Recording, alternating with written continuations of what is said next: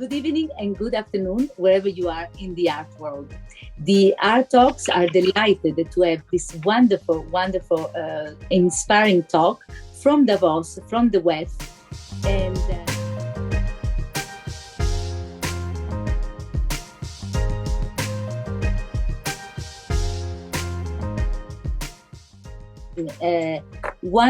one of the most important and inspiring projects in these last 50 years, as the Time magazine has said, from the PAM, the Pan-African Heritage Museum. So I would like to welcome our main speaker and guest, Professor Washington Obeng. Good evening, how are you? Thank you, and you? Very well, thank you.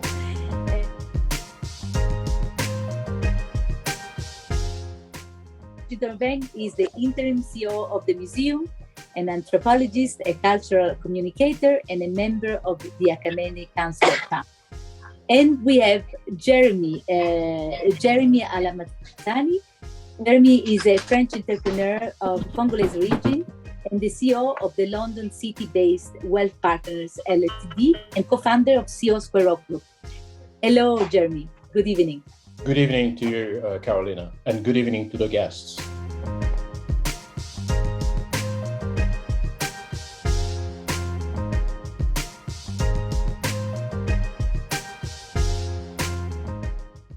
Before we start, we just thought that it would have been a good idea, beyond you going to visit the website after this show, that it will be a good idea to give you a sort of visual taste, very briefly, about what the Pan-African Heritage Museum is. So I'm just going to share my screen so you can enjoy a very brief videos.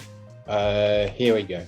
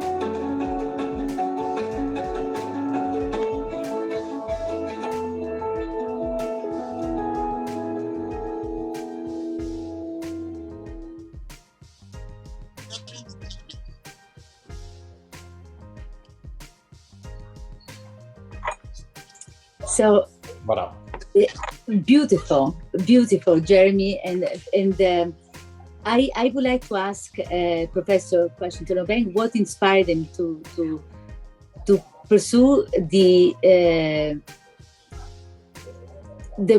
wonderful project. Thank you.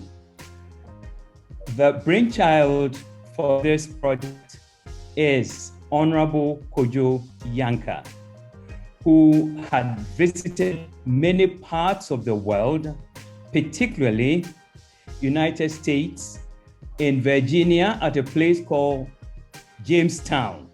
And then he returned to Ghana, where there is a Jamestown in Accra.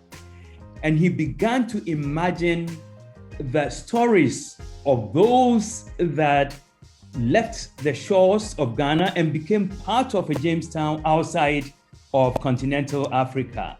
And so it is just to find ways of bringing the different communities of people together. The story of African diaspora is not unique. It's not unique because there are other people that have also dispersed around the world.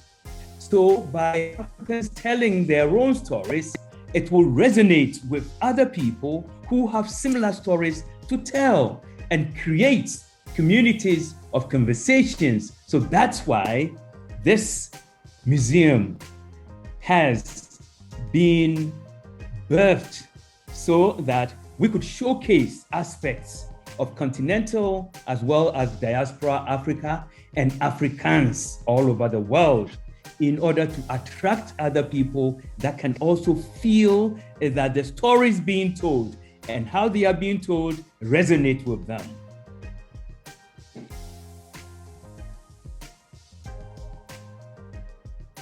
So it is a sense of bringing back the heritage, the community. Could you also tell us a bit the vision and the mission of the PAN?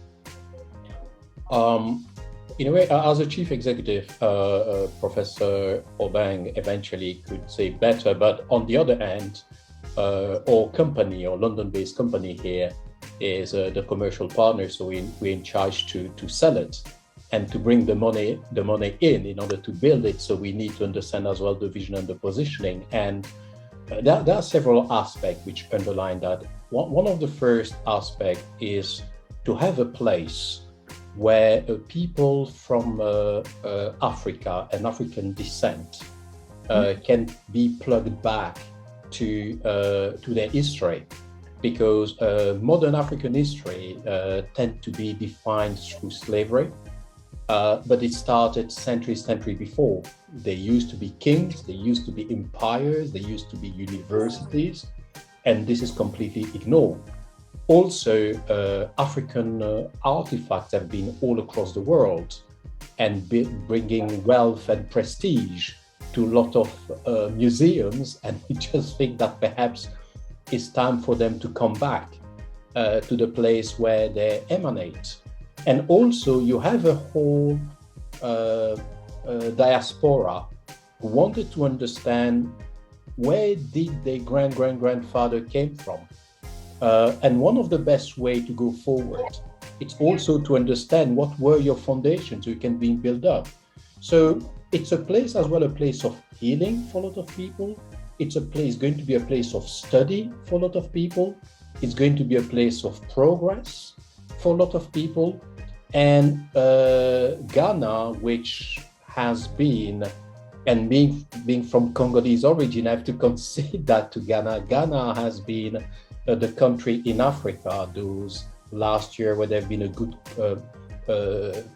governance, where this country has attracted a natural diaspora.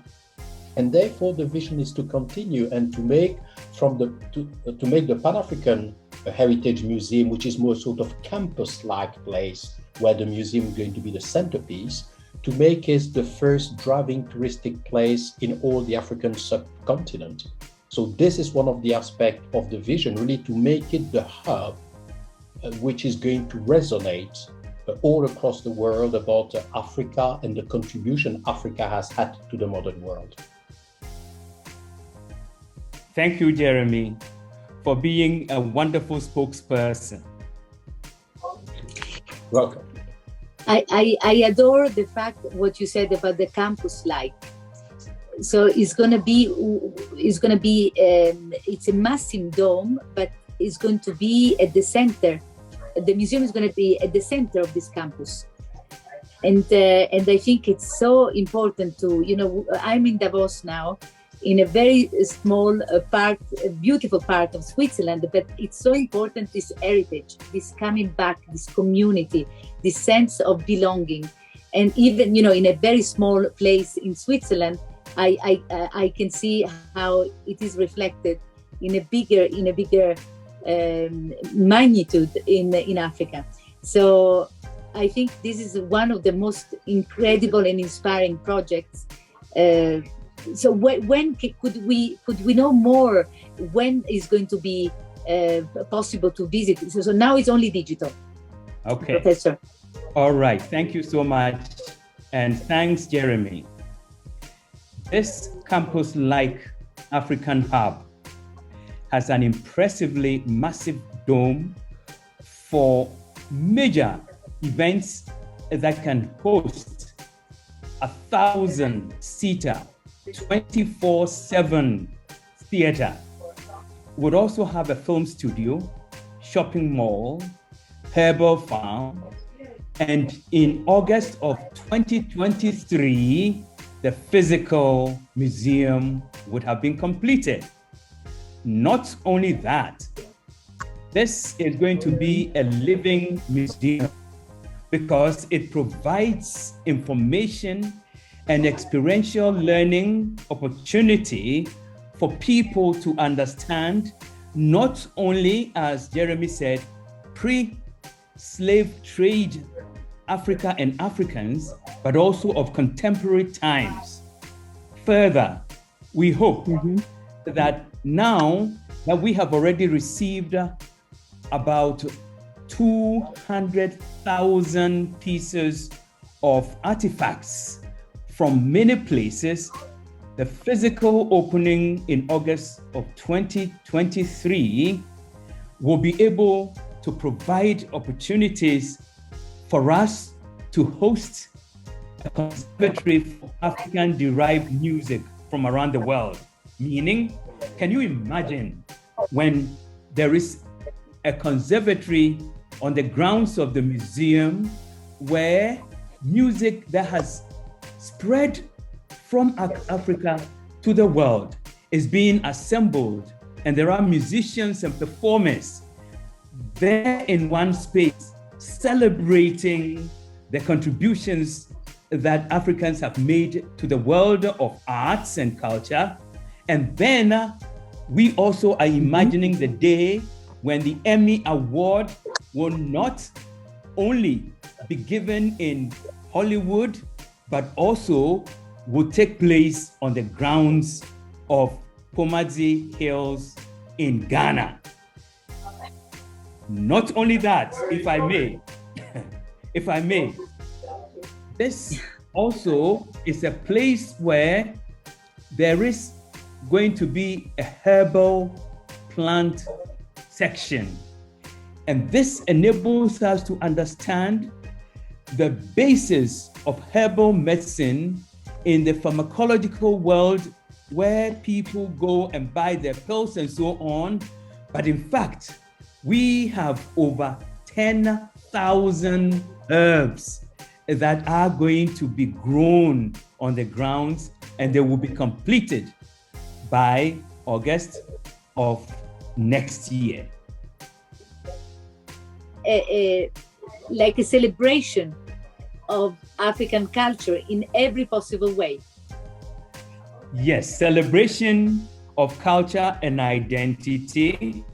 And this is why we presented the teaser on May 5th of this year in the virtual and augmented versions that can be accessed on our website, because that was able to present about 100 galleries of artifacts, those on continental Africa and those that are scattered around the world, because that teaser would also have second part in August of this year, when we'll have part 2 of the virtual museum of galleries, 100, of items. And so we are going to combine the virtual and the physical museums, where space and time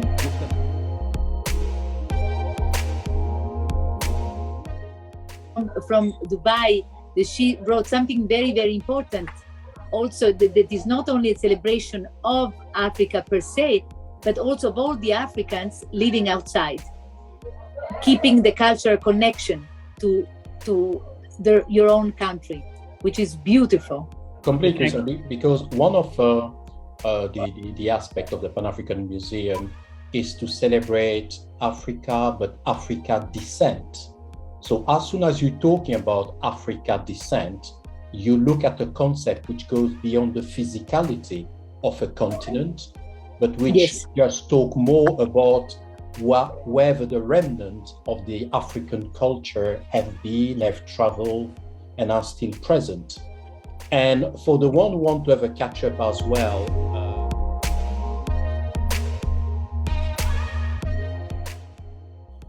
what is important to understand is that the museum is the centerpiece, but of a whole life around it.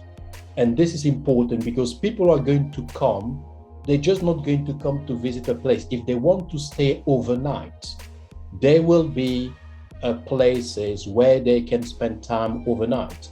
If they wanted to record records, they're going to be recording studios. They're going to be roads. They're going to be boulevard. Really, and it's not without a reason that Professor Bang and myself are talking about a campus-like place, because whoever has been a university campus, you know that you have a main hub, but alongside that, it's completely alive. There's also an aspect which is extremely important in the Africa reality. All the people who are currently working there to make it physically happen is job creation, is res. When we talk about a campus-like, we're really talking, if you have been on a university campus, about the museum as the centerpiece, but there's a whole life around. They're going to be hotels. So if people want to come and to stay overnight, they can. They're going to be a recording studio. So if the artists wanted to come and to record and to sample the local atmosphere, they can. As they're going to be that farm with those 10,000 herbal plants, people who are linked to plant, to medicine, to nature, will be able to be part of experience. They're going to be roads, they're going to be boulevards. What we want is just not people to come from a day and live. We want them to spend a certain amount of money as well to keep it alive. And right now, and the people who know the African reality need to understand it, there are people working there. So there are salaries which are paid, there are people who are taken care of. So it's also going to be a revenue generating for the local population near Accra, but also revenue generating for the country. So it's also important to see it as an economical project, which is going to have an impact on all the place. So it is actually a new concept of a museum, but completely, extraordinary, and first, I think, in the entire world. Off the ground, and we're looking at a little bit on the north of $50 million to complete it. And one of the people who have that responsibility to help bring the money in with its enterprise is just standing in front of you. So it's a challenge, but it's worth it. Thank you again for those helpful points, Jeremy. And so, Carolina, it is the case that instead of people simply going and viewing and leaving, it's going to have facilities that will allow for interaction between those that visit there, and then they will have the opportunity to learn. And we are also interested in what has been called eco-museum system. That is, the communities around would also benefit from what is happening as we draw on local artists to participate in all that is occurring. It lends dynamism to that, so that it's not just people parachuting from somewhere and coming and leaving. And so our goal is to create something different that will grab those that are in the local communities as well as outsiders. And as has been hinted at, it's not just for people of African descent, although it is their artworks, it is their stories, it is their lived experiences that are being showcased. These are being meant so that those that come would find themselves in such told and retold story. I think, she was also saying it's going to become like a continuous art fair too. The Pan-African fair, but it's a constant. So you can actually, be the boussole, the compass to, to all the art scene and to education. And I think it's extraordinary what you're doing.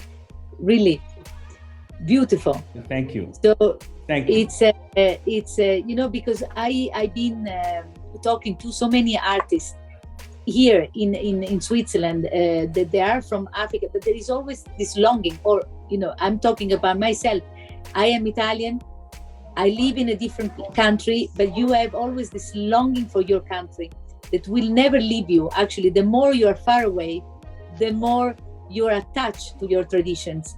And it's so beautiful that, that you could focus on one place and find this community from all around the world. So beautiful. So could you give us, how many do you have already, galleries or program that you have already fought to have during the digital side? Will you have webinar and Zooms? Yes, we had 3 big galleries containing over 100 artifacts, and then we have in the part 2, we will have more of such. And our goal, as we are hinting at, is that we will go beyond the traditional areas of African American or even the Americas and reach Oceania. There are people in Asia, Middle East, there are people in India, Pakistan, and so on. So our goal is to draw on such artifacts, capture them, and then present them through the digital and augmented versions in the second part in August of this year, August 30th through the 1st. Yes, and I think it's extremely important to, we're talking today, we were in Davos in so many panels about the digitalization of our community, global community, NFTs, but everything has to have, before we go further to that, we need to educate people. And that's why will you do a program on the metaverse? Will you be also in the metaverse? We are already there, and we are going to deploy all avenues of metaverse in accomplishing our objectives, because we know that in today's world, it's not everyone, especially during the pandemic, that will be able to physically travel to places. So what we are doing is just pulling all the stops in order to project what we are doing to the world using Twitter and Facebook and all the other social media avenues. And that's why I keep harping on the augmented reality, where we'll put overlays of all the senses that one can imagine, so that you could be in Davos as you are today, or a town in Italy, and you can experience something that makes sense, so that you can connect to how people of African descent are assembling and reassembling what they have been doing and who they are. And then again, their music. For instance, can you imagine music from Sri Lanka, from descendants of Africans that went to Sri Lanka over 400 years ago? And that music being played under a dome in Ghana, and people from Brazil and all participating. And so it's a sharing, it's creating of revenues. It's also enabling people to redefine themselves in present day on multiple levels.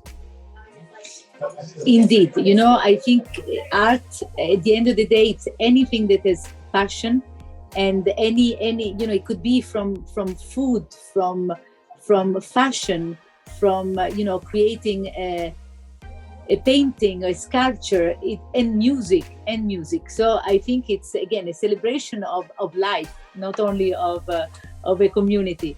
So, and it's so, when I listen to your words and to Jeremy, it's this passion that, it vibrates everywhere. As you said, me from Davos, just from the digital screen, I can feel it. So I can't wait to be there with it. Oh, thank you. Thank you. Because if I may, I just returned from Barbados. And before then, I had been to Bahamas, and then I'm tasting certain dishes, and I'm reminded of dishes that I had in Ghana, or I ate in Kenya, and all that. And so we will have food courts on the grounds of the museum, where we will be bringing together not only cooks, but experts that can understand what the recipe is. And then those that will provide hands-on information for those that visit, teach them how to eat or prepare what to eat there. And so the participatory dimension of this museum makes it one of a unique place or location for people around the world to come and have a taste of it. And as Jeremy beautifully said, this also requires money, because our goal is to be able to raise about $50 million. So any means by which we will be able to accomplish our goal for the rest of our lives and posterity, please support us. That, the art talks are supporting 100% with this extraordinary. I think it's so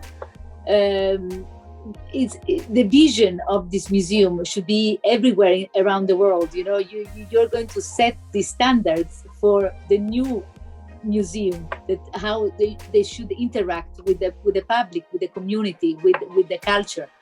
But we have you ever thought about creating a charity event for the PAM? We are working on that.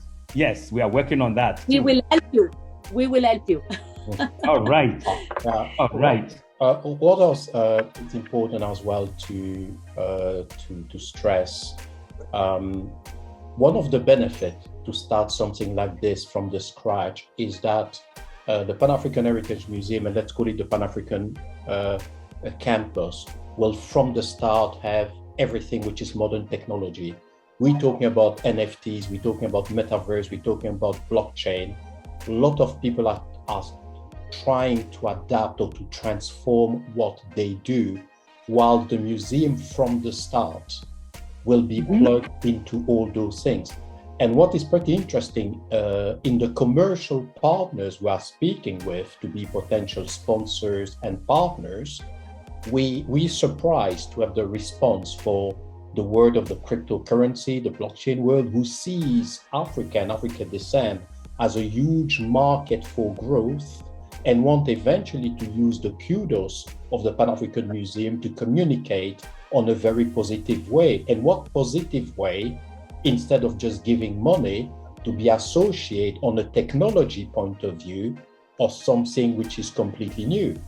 And it's exactly the same discussion we're having with telecoms companies, for example, who are saying, hey, brand association can also go alongside money. We have pharmaceutical firms who have been making billions through typhoid, malaria, you name it, all those diseases, the Ebolas, who in a way wanted to be associated with just not to look at money makers, but also people who are part of an initiative. So this is why all this professional company for the blockchain, the metaverse, whatsoever, we absolutely want to continue to have discussions with them, because it could be a great way to be active to the continent and to communicate about it. And it's obviously, there's one of the aspects Professor Obeng was talking about bringing back certain numbers of pieces and artifacts. This is also a big discussion because it's states level discussion, but it's also all the method of digitalization could be an answer from certain museums who could be reluctant to let go of certain numbers of pieces, but it could help bring it back to that place and to make it more alive. But the competitive edge of having something completely new and putting all the modern technique can give an advantage to the Pan-African Heritage Museum, and it's totally exciting, totally exciting. Thank you. You are right. You are right, because of the it's alive. and it will be alive. And it is this aliveness results from the interactions that people who go there are not just viewers or passers-by, but they will be active participants in the creation and recreation of the life of the museum. And I like that. And we will not be doing this at the expense of indigenous, cultural, communicative formats and knowledge and languages. We will be introducing languages of Africa. We will have a hub for that as well, so that people who go there will also be reintroduced, because as some of you know, there are people in their own countries that have been exposed to other people's languages and therefore are beginning to forget some of their indigenous cultural practices and so on. Last point, today I was at an event at AAU, All Africa Association of African Universities, and some youngsters came and danced. They just danced, and others played drums, and they were expressing themselves using indigenous cultural forms, and everyone there was so much excited. We will have such, because I've already responded to one of the questions on the chat, that the local musicians, the local drummers and dancers will also be incorporated in this as we bring others from outside. And so it will be a cross-fertilization of musics and dances and performances that will just be emanating from the site of Pan-African Heritage World Museum. Carolina, we've made a lot of the talkings, but there are people with us, and yes. if they have questions, we can go to the interaction, because if they let us go, we can go for hours. What of course, exactly. It's more to understand what they feel. Okay. I had two comments that I would like to just bring here. Maybe invite our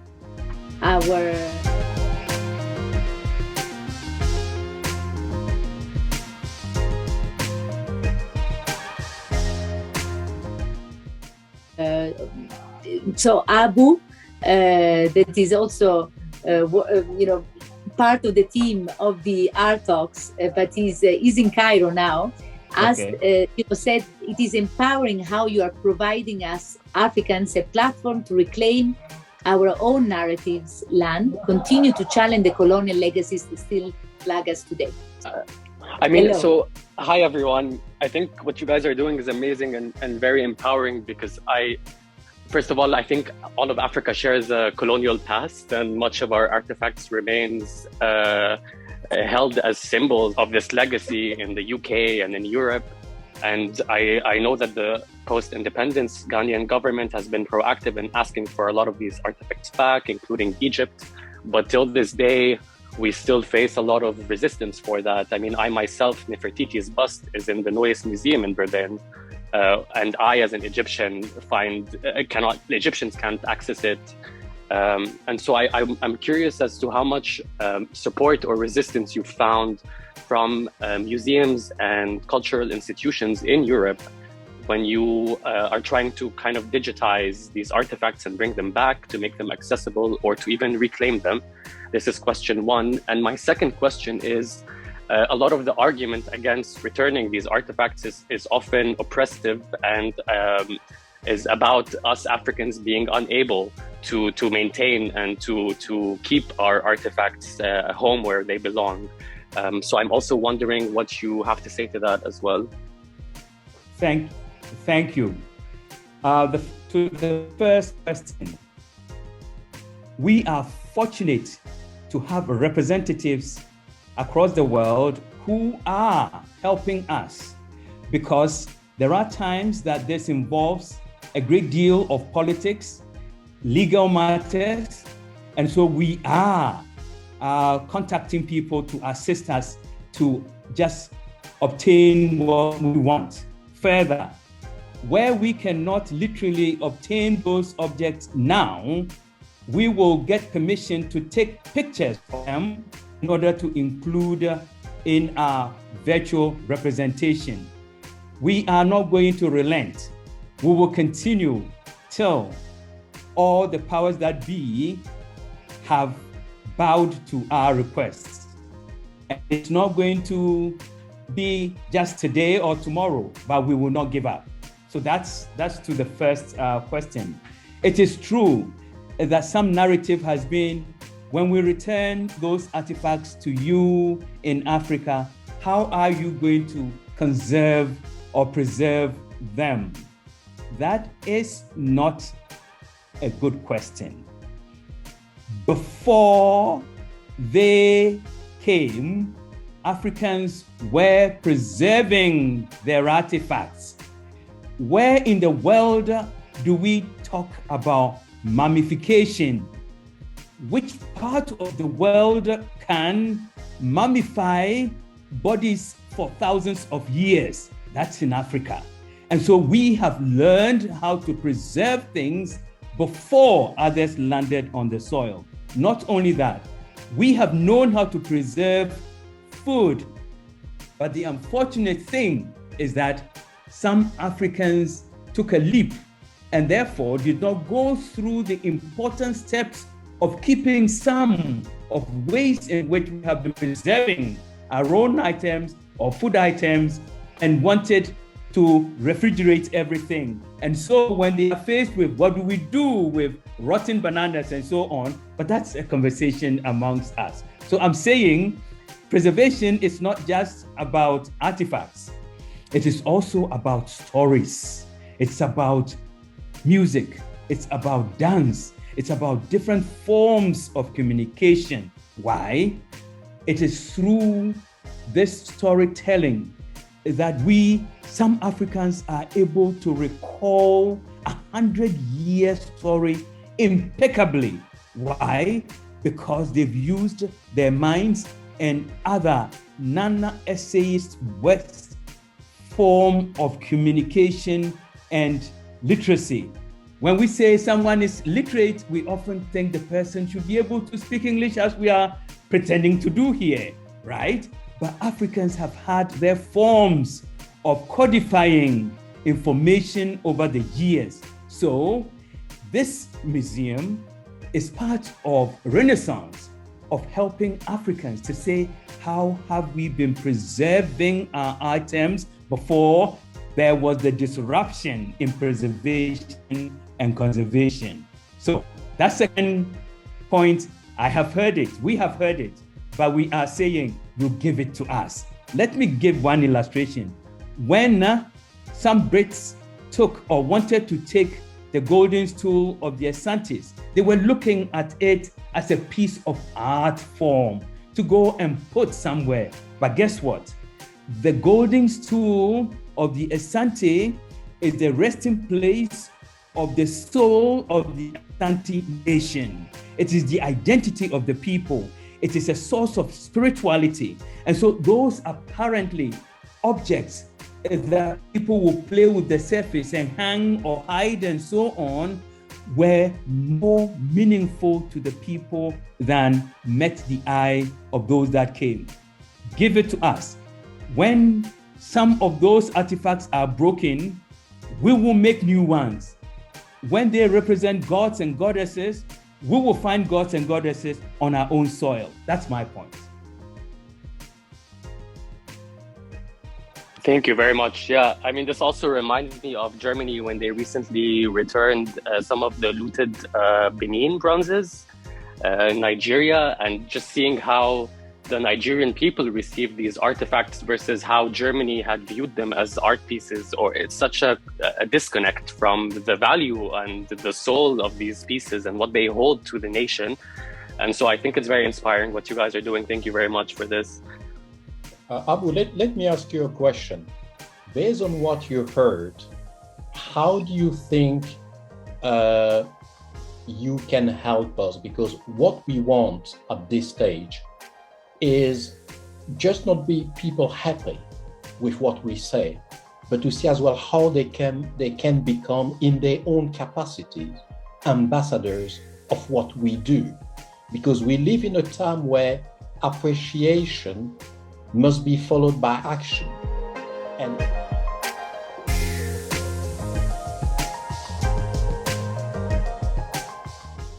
all the time when I see people say, hey, we like what you do, I say, okay, how can you help us to go a little bit further?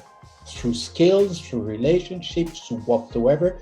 And the answer does not necessarily need to be now, but it needs to be at some point, because through Carolina and through this talk, we're going to have all details, but we want every single person which is on this call who think that this is valuable and important to get in touch with us to say, okay, Jeremy, you talk about the blockchain, talk about the metaverse, I know, I can do this. So I just want you to think about that. How now you're going to bring us further. Would you happy to do that? I personally often struggle with this question. At some point, for example, on a personal level, at the start, I boycotted the Noise Museum, so I wouldn't go because I felt like you are still holding me captive somehow. But then that didn't get me anywhere, and so I would at least challenge people around me into not only appreciating artifacts in museums, but also reflecting on the context of which these artifacts have been obtained and how these artifacts have reached European land, because people often don't think about this. They think that we obtained them legally, but I mean, if legally means the British told you it's okay to take it out of my country, then fine. But this is not how I view it. So this is a good question. I feel like political pressure is needed. I think public awareness and education is needed. I think African empowerment for us to also see voices and see our stories told by us and not told to us through the lens of the white man is also very important. And I think all these together over time will change things. At least I hope so. I mean, as a start, this museum is coming to life, and this is a step forward already, no? So I'm hoping we're heading in the right direction. Okay, thank you. Thank you, Abu. Thank you very much. And I would like to now have a comment from Emma. I'm very happy as an African Ghanaian to be here and excited about this project. So would you like to have Muriel Mombengo? Hello, everyone. I wanted to congratulate you for such a beautiful project. Really, it's heartwarming. Just to let you know that, so I am the editor-in-chief of a poetry art review, and our ambition is to reunite all art forms and to reunite the cultures of the East, the West, and Africa through mythology. So your project is very much akin to mine, and I'm so moved by what you're doing. I also wanted to say that there is a need, like a longing. You were talking about that, Carolina, the longing to connect with Africa here. I live in Harlem, and I'm also of Congolese descent. Hey, Mbote. And so it's something that I feel every day. African Americans don't know what Africa is anymore. The Africa they believe they know is stuck in the past. And it's a place where there is a lot of sadness and distress and always connected to, this really painful past of slavery. And there is so much more now to Africa than this, so much more. So I have a question for you. And my question is, how do you liaise with African museums, knowing that a lot of them have lost touch with their artistic tradition? I was thinking about, for instance, the Congolese School of Painting, L'École de Peinture de Poto, which does not exist anymore, but it's a very, very vivid tradition. And there are artists in Africa who are trying to make a living out of it, but they can't. So my question to you is, how are you going to integrate them into that project? Thank you. There are two aspects. The aspect integration, I'm going to let Professor Bang as a chief executive to answer that. But you on another aspect you mentioned, which is more economical, and I'm more driven by everything, which is money, because money makes things happen. A lot of places have disappeared because they did not have an economical strategy. They were poetic. We are museum. We are place where it's very nice, but at a certain point, you need finances. At a certain point, you need visitors. At a certain point, you need sponsors. At a certain point, you need a return of investment. What do we do? And a lot of time when you discuss with those people of those different centers, they have the heart, they have the passion, they have the vision, they have the dream. But how to keep it sustainable, this is something which is completely different.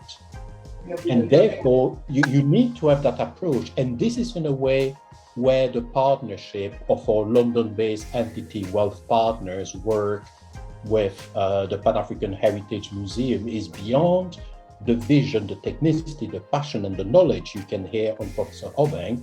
There's also an economical aspect. A, to get the money in to make it happen, but B, to keep the flow of money in order to keep it sustainable. And one of the problems we have as Africans in general is when it comes to crush the numbers, it's a problem. And you need to be damn practical. It's a museum, it's poetry, but it's also a business. And a lot of time artists hate to hear that word. They hate it. And my job is I love it.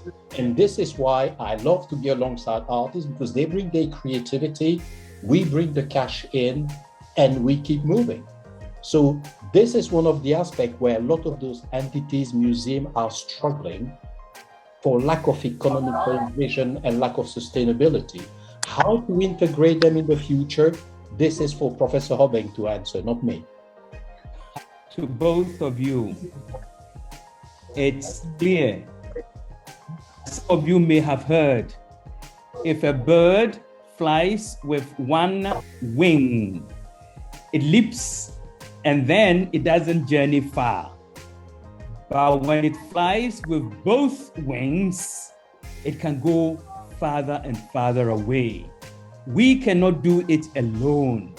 See, the raising of consciousness amongst people that have museums across the continent of Africa or outside of Africa, they too need to be re-educated about what they have and what they can do. Yes. Someone has posted that some leaders, turned a blind eye to some of those artifacts being taken away.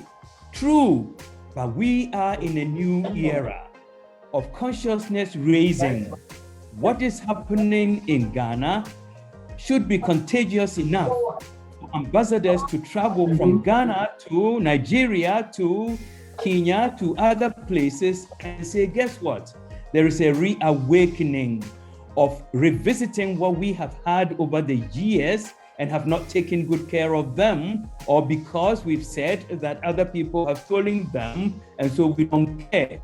This is the impact of how our minds and hearts have been brainwashed over the years of not valuing what we have and who we are. So we need both wings, meaning your participation, my participation in Botswana, South Africa, and other places are all important to help us move so that what happens on the grounds in Ghana would also catch fire outside of Ghana. Then you know that in museum understanding, people share wealth. That is to say, we have these exhibits. Can we lend them or some to you for a period of time?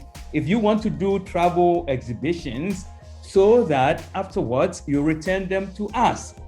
This is another way by which people will be reminded that the resources they have should not just be stationed in one location. So what Ghana is doing, what Pan-African Heritage World is doing, is to set the tone for that renaissance so that others could follow suit. And the economic aspect cannot be avoided. To echo what my junior brother Jeremy keeps saying. And Business. and you know what, one of the aspects of that, Mirella and Carolina, is you know, when we talk about a vicious circle, everybody know what is a vicious circle is. What the Pan-African Heritage Museum is trying to create, it's a virtuous circle, which means that, you know, talk to people about a virtuous circle. They're going to look at you about what are you talking about, because they're so used to hear about a vicious circle. But we want to create a virtuous circle, a momentum, just to show that things can be done in another way. And the only way to know it is to try it and to be successful into it. This is why it's just not an initiative based on some people in Ghana. It's an initiative of people from Africa, people from African descent, and people like Carolina and their heart too, who have heart and passion and people in their heart and are partners. Because what we don't want is it to be perceived as a black project. Yes. Sort of racism in reverse. Certainly not. Definitely. I think, Jeremy, I agree with you, but you know, you can see it today. We are from different parts of the world, just because it's so important to, you know, not to we are one identity. You know, art is one language. There is no race, no language, no boundaries. This is our passion that unites us. And you know, and having and to this, I would like to ask you: would you also be open to have, you know, exhibition from different parts of the world into Africa, so that, you know, different people from, you know, from Europe, from Hong Kong, from David, where David is, to bring some pop-up exhibitions from not only from Africa? I just talked about dialogue or discourse communities. When a people's artwork is only in one location, there is no communication between their artwork and other people's artwork. Mm-hmm. And so such moment of allowing for interactions and learning and asking questions, we will do that. When we get there, we will do that. Because when somebody looks at an image and gives one interpretation, and then another person bringing his or her own cultural background looks at that very image and says, guess what? This is what I see, this is what it prompts for me, and so on. By the time that piece of artwork is taken from the place of discourse or dialogue, other people would have gained new understandings of that very artwork that was produced in a culture-specific setting. This is not to say that all of a sudden you will go to Ghana at the place, Winneba Junction, and then find images from some place where nobody recognizes, you know, people in the community will come and nobody recognizes. We will have curators and others that will be doing ongoing lecture series and so on. So we are interested in dialogues with people. Yes. We will not allow others to torpedo all that we are gathering, right? But dialogues will take place definitely, because it's in the dialogues that people, even artists, right, sculptors, can learn from one another. Certainly. Yes. Thank you. I would like to ask Stacy. Stacy made a beautiful comment. Stacy, hello from Hong Kong. Yes, hi, I'm Stacy from Hong Kong. So I did have a question, and because it's really nice how, Jeremy, you shared that because you're building the museum from scratch now, that you can do things like blockchain and metaverse, and it's not this like huge shift from traditional to this new Web3 age. But how about as you build your architecture and your ecology of your campus, are you considering eco-sustainability in your model? Yes, because we have people from the forestry department in Ghana. We have those that are into green environment, And this is one of the reasons that we are going to have seedlings, not only from Ghana. We have over 10,000. We have some from South Africa. We have from East Africa, Kenya, Tanzania, and so on. So that we will be paying attention to, and then solar energy and all those.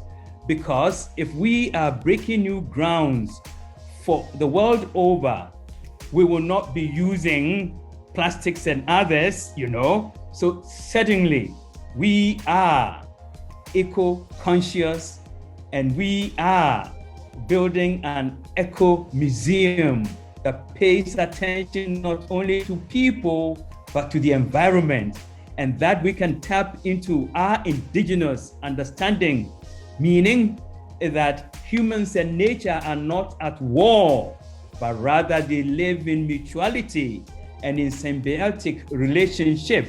And so we are conscious of that, and we will do it. If you support us financially, about to echo. To answer like Jeremy's question, because I'm also a Rotarian, and I think that if we can look at for Rotary clubs all around the world, actually this could be an initiative that people can support too, because something that Rotary is really passionate about is exchange, student exchange, young professional exchange. And in Hong Kong, we recently did 2 cities, Hong Kong and Penang exchange, and the students they were young professionals from age 25 to 30, and they were just able to talk virtually and seeing, like you said, you see one art piece, you see one food piece, and they have different cultural perspectives of different things. And this is the nice thing of the education of it. Education is experience based. So one of the persons that we met was a professor from Malaysia, and he built a total eco sustainable hotel. And he talked to us for like 40 minutes. He shared with us how even the length of his grass was like longer than usual. It's not like neat and clean because there was like some element had to control the temperature. And then they ate all of the food that was grown on the hotel tours. One of the purpose of those different discussion and webinar we're having is to connect with people like you who understand what the museum is about and who want to contribute to build their stone wherever it is. For example, Muriel, no artist, but she also have a magazine. So an article or an interview of Professor Hobang, to multiply it, this is a down-to-earth contribution. So this is why with a few of you, we will have to talk after this. Where with His Grace, Professor Hobang didn't mention about museums, there are a certain numbers of people who are not going to be happy to see that, hey, a part of their cash can go. There are certain numbers of places who are not going to be happy not to be anymore the more prominent thing. We are aware of all of this, but the approach is this: we are against nobody, we are for us, which is totally different. It's totally different. There's no reason to be against people who are artists and promoting art. Why should us be? So therefore, we don't expect them to be angry against us if we go faster than them because we have the passion and we're playing back home. Okay, so this is our mindset. This is what I'm talking about, virtuous circle. We run in our lane as fast as we can, but we don't stop people running in theirs. If they're slow, it's their problem. And if we are fast, it's our problem. But don't shoot us because we run fast. And we're going to run fast. And fly fast. Fly fast because we will have 2 wings. With 2 wings, definitely. But I have also would like to, Maria, would you like to join? You wrote your, yes, hello, I caught you. I caught you. Well, Maria, we were already in a chat on LinkedIn, and then we finally met in Dubai. So, and thank you, Maria, because I know it's also very late. And thank you again for being with us. But you wrote so many comments. Maria, would you like to join? You have to unmute yourself. That's right. Yes, hello. Hi, everybody. How are you?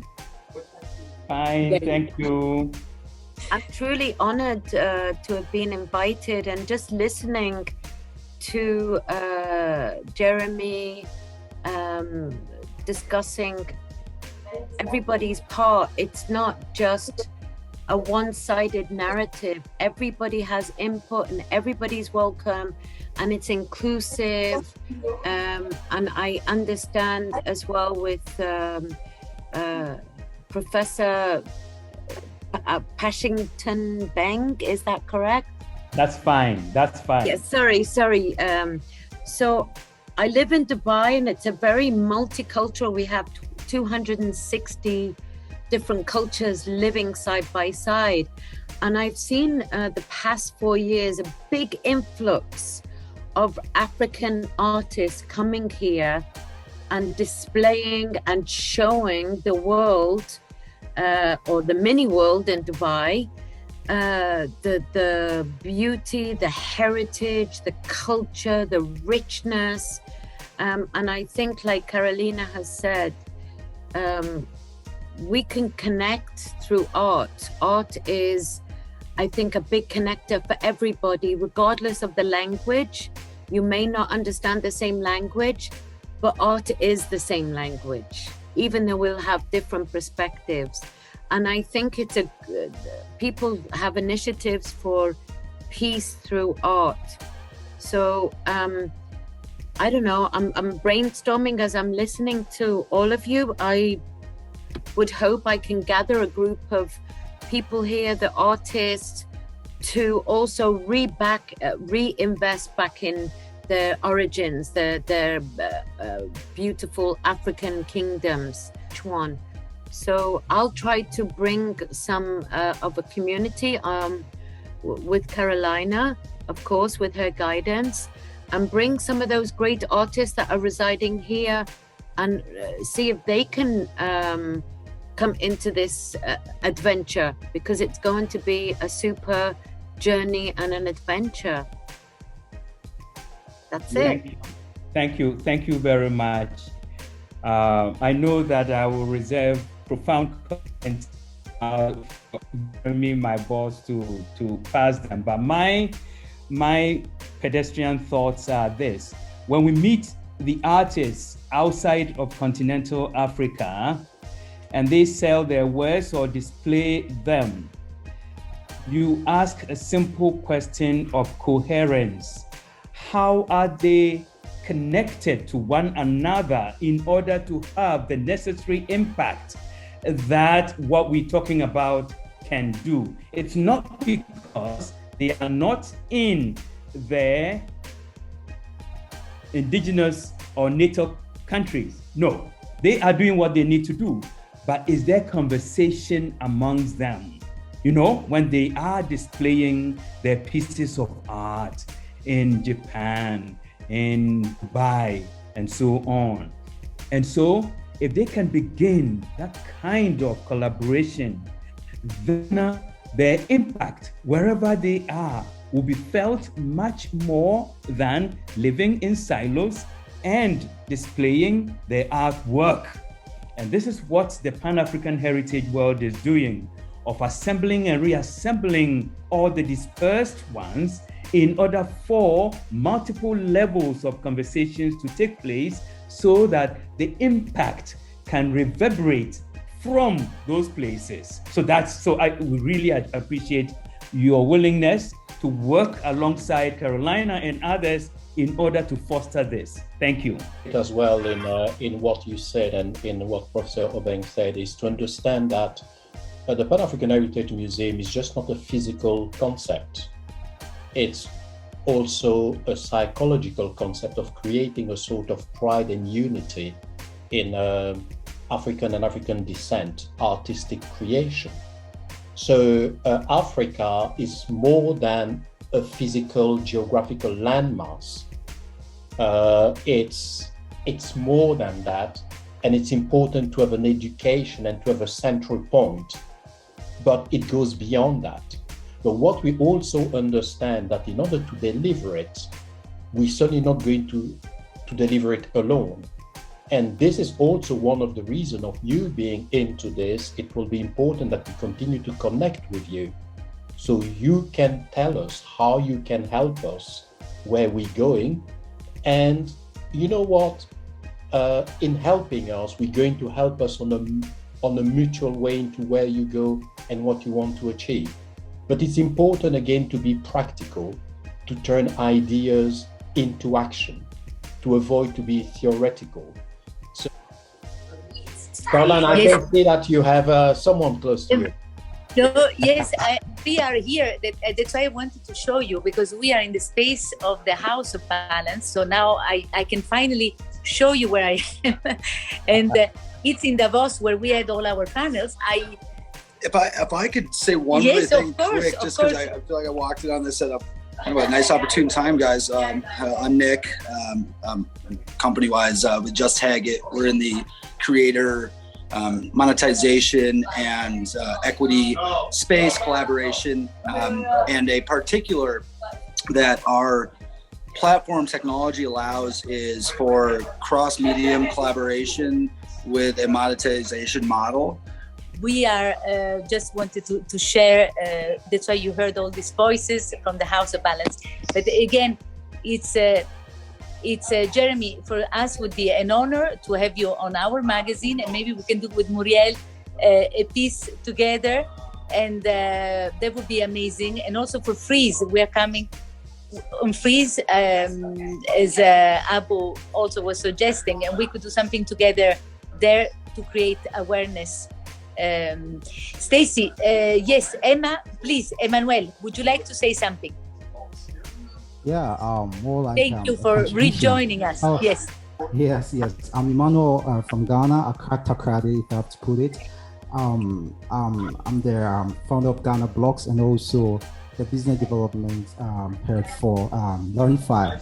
And I'm so glad that this program is coming to Africa, Ghana, and because in Ghana here in our education, like when we are in the high school, we are taught about history, about the Ghana Empire, about the Mali Empire, and all those kind of stuff. But it's like revamping the entire art ecosystem in Africa.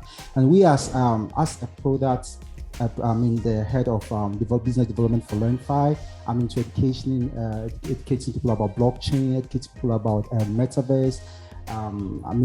So far I've been able to educate more than 1,000 Ghanaians about blockchain, metaverse, and NFT. So I'm very excited that this project is in Africa, more so Ghana, and I'll be so glad to. I can't say for sure because I have my boss this whole year, so I can't speak for her. But I'll be very much happy to have some kind of association with this beautiful project that we would have in Africa. And so that's what I have to say. I'm very happy because we're going to tell our story. It's going to help us tell our own story, not just telling, but showing our story through art, so that people all around the world can also know that Africa is not the post-colonial Africa. Africa has been there before even colonization. So I'm very happy and excited to be part of it.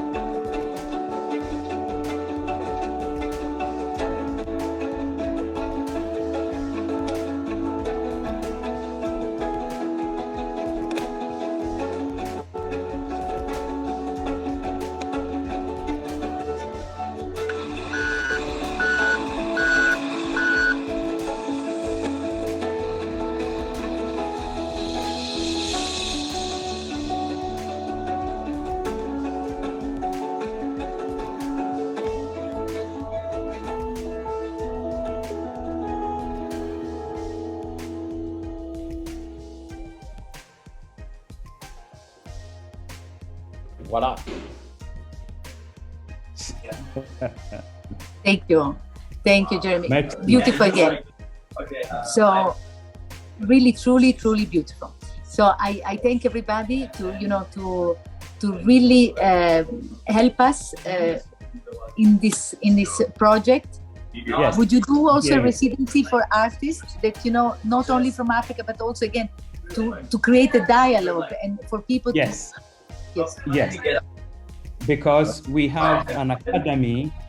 We have an academy that is responsible for having artists in residence that will be able to do their own research and then collaborate with other people. So artists and historians and archivists in residence. So yes, we'll have that. And it's under the academy. Thank you. Thank you. Fantastic. Thank you. Sorry, I had to say. There are so many people here, so before muting them, So anyway, what time is there, Professor? It's now 5:30. What is the time? 5:30, almost 5:30 p.m. Yes, in the evening. And what time is it there? Okay. Here I think it's 7:30. Yeah, 7:30, and I think in Dubai a bit more. And you have to praise Stacey because in Hong Kong, I guess we're not far from 1 o'clock in the morning. 1:30 a.m. 1:30 a.m. Okay. So Stacey, thank you. You know, stay on the call at 1:30 a.m. You are. You know. Yes. Carolina, we are grateful. We're really grateful that you have organized Thank it. you. Thank you. It's an honor, and I really all for being here. David, again, you didn't say one thing today, David. You have to say one thing. It's a good luck. It's a good luck. Yes, please. David's been always in our art talks. So it's a good luck. Well, thank you, Carolina. How do you define African? Is African defined as a specific thing for you as the people at the museum? Thinking it's not racial, it's a racial thing. Okay, you've heard the expression, the only race that exists is the human race. Yes. The only race that exists is the human race. At the same time, socio-political, philosophical systems have been used in differentiating people along skin. Racialism has been insinuated into the common humanity, where the only, I will repeat, the only race that exists is the human race. But height, speed, complexion have been used in classifying and reclassifying people to such extent that people have chosen to pay attention to differences rather than the common humanity. And what we are seeking to do in Ghana through the African Heritage World is to call attention to our common humanity by beginning to say, look at what people can descend and how they have been redefining themselves over the centuries. But by virtue of their skin color, others have only seen difference. So that's what we are about. I love it. That's an excellent answer. That's what I was hoping you would say. Beautiful. Thank you. So we have our not least but last guest, Francois. That was on another panel. That's why. So sorry, here. We spend our life on panels. To bring surfing. But today was a special day. We are leaving tonight from Davos. It was 3 intense, beautiful days about inspiring people with inspiring projects. So we are all inviting you all next year in Davos. Mm-hmm. Jeremy and Professor Oveng, thank you so much. Stacey, David, Muriel, Ladi. Thank you. Thank you all. Maria, Thank you. Colette, Abu, Kelly. Gracias. And I see you and everybody else. Okay.